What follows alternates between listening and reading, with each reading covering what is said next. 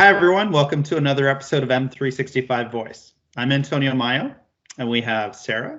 I'm Sarah Haase. And I am Mike Madarani.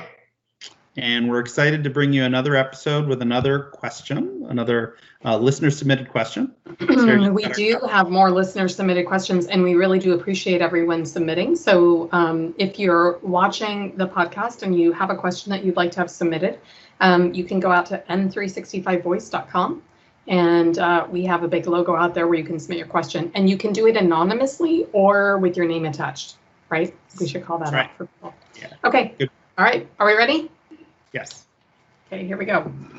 Question of the day today is from Roy Kim. Roy. All right, fellow Canadian. Yeah. Oh. He's Canadian from Toronto, and a fellow MVP. Wow, that's great. All right, Roy says, SharePoint's been around for many years now. Many companies have it. Many employees have some experience with it, including managers. What are some current hurdles to adoption, realizing productivity gains? And for those, what are some ways to overcome each? So what are some current hurdles to adoption for SharePoint, and how do we realize productivity gains? Current hurdles to adoption. That is a great question. That's a question that we hear from our clients all the time.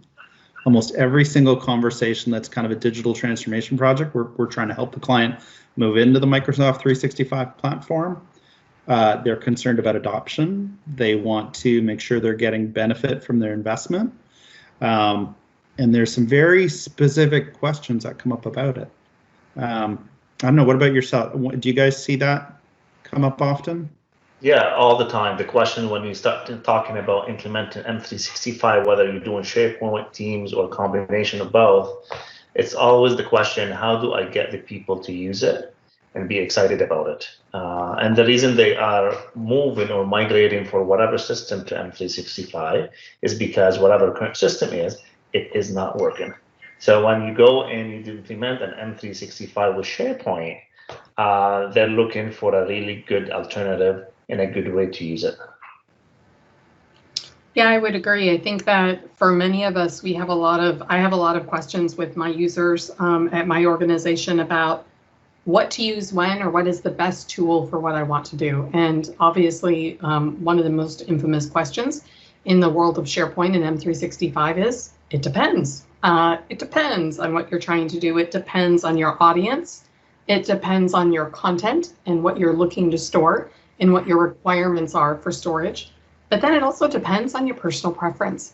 I know I was just having a conversation with a user this week that's looking at coming from another system, actually from Confluence, which is from a company called Atlassian. It's a wiki-based system, and moving over to Microsoft 365.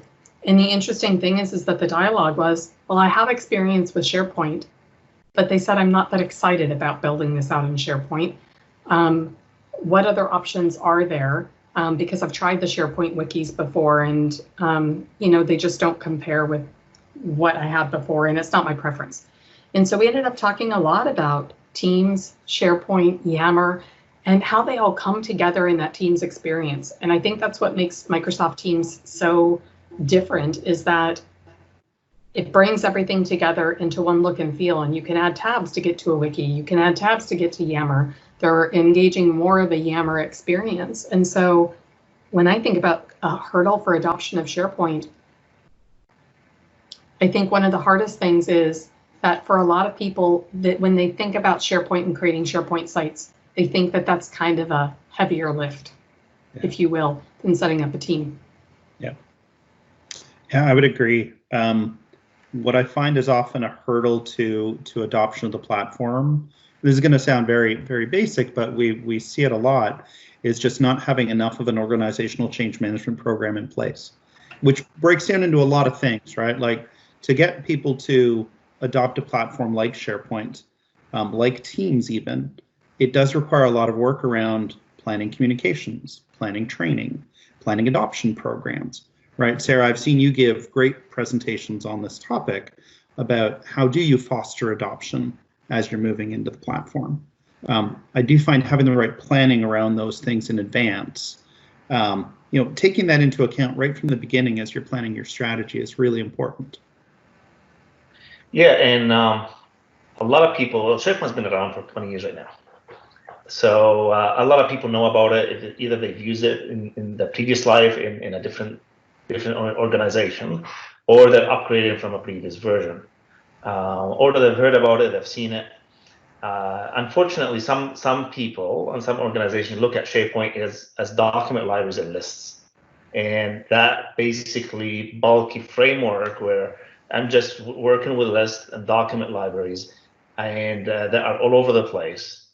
Security is a mess. Everything is set up in silos. So trying to find information is not the easiest way to do with the old way how they've set up SharePoint. So those some of the adoption hurdles I've heard from many organizations. And you take that, and if you implement SharePoint like an open by design, make everything open, and try to come up with this intelligence around how you display the information, how you share the information. It's more than just document libraries and lists. How do you think that the world of SharePoint is going to change now that they have the Lists app coming out? Because the Lists app looks amazing. It's going to have its own mobile app, right? That's going to be, I believe it's going to be Intune Enlightened.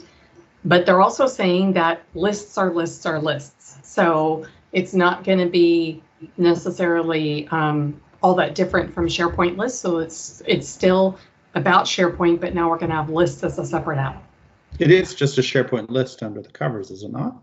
It is actually, yes. At the end of the day, it is a SharePoint list. It's been actually surfaced at the M365 level as an M365 list.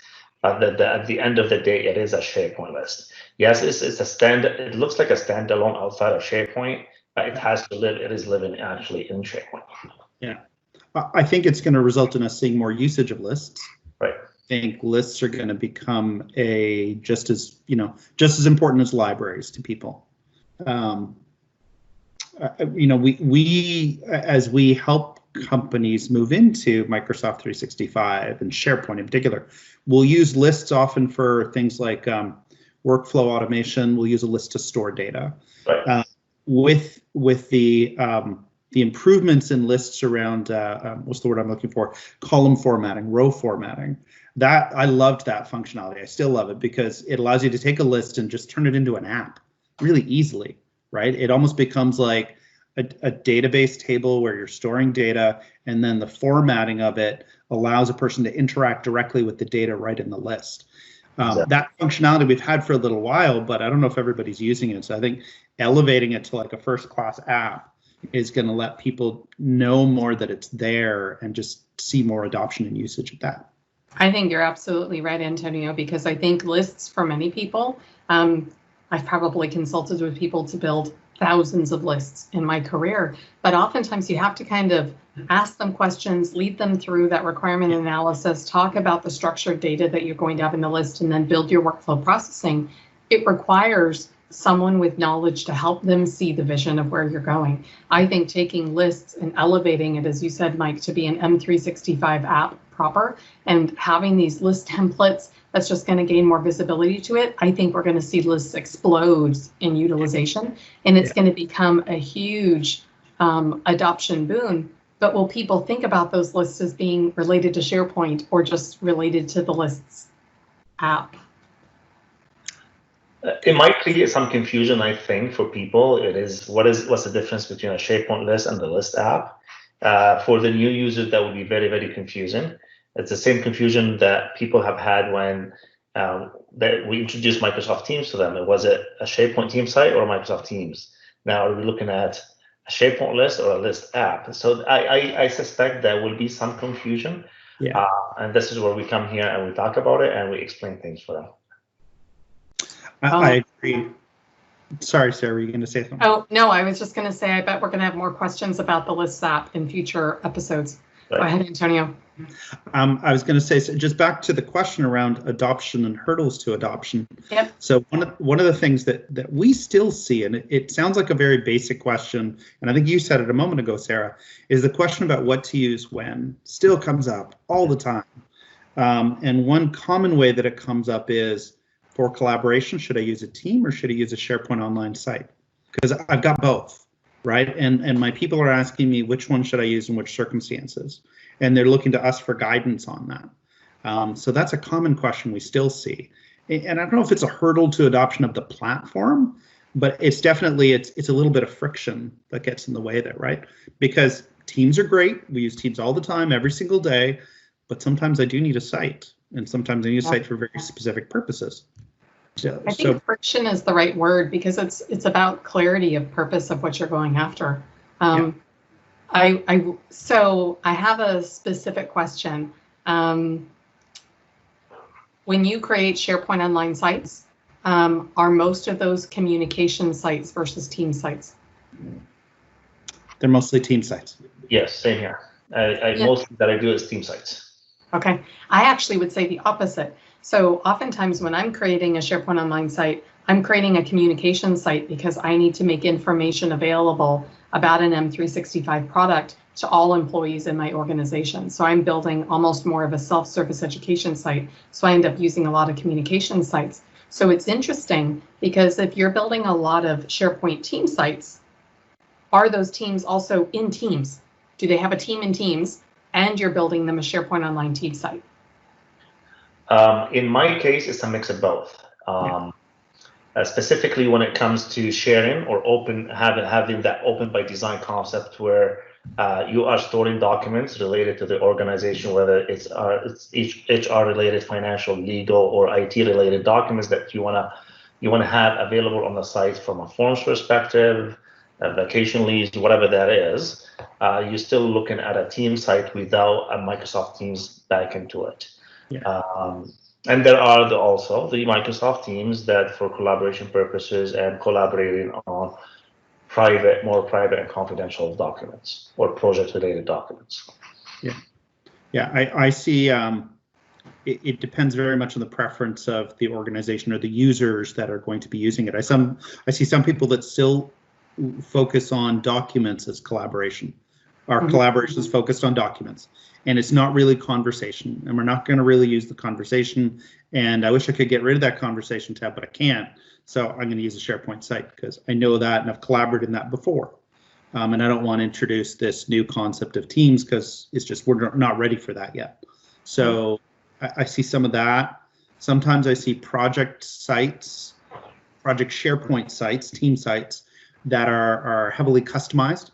The client has various business processes that they want customized within it, either with custom web parts and or flows that run on their content.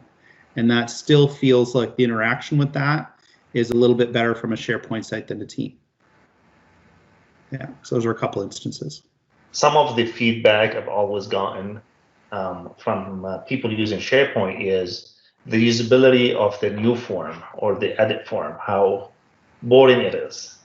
So when you go and create, you have a list and then you just go adding list items, and it's still not the most fun thing to do.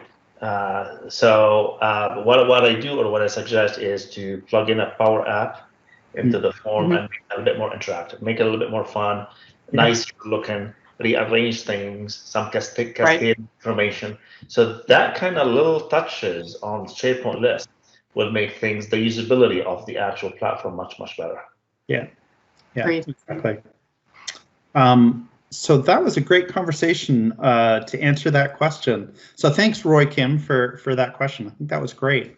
A lot of great elements about hurdles to adoption, a little bit on how to overcome them, and a lot of different circumstances. And then the discussion on Microsoft Lists is great too. We're looking forward to that.